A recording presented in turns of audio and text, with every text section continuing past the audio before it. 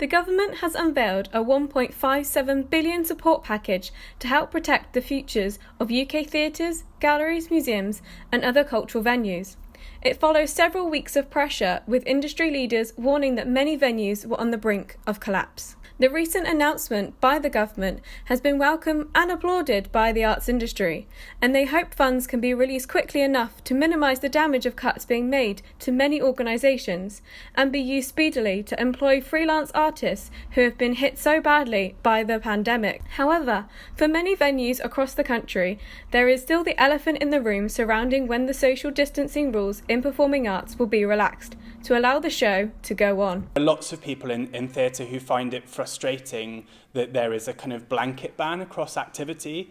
But for us, the highest priority is that when we welcome people back, we want them to feel safe, and we want them to feel like they can have the same entertaining night at the theatre that they could beforehand.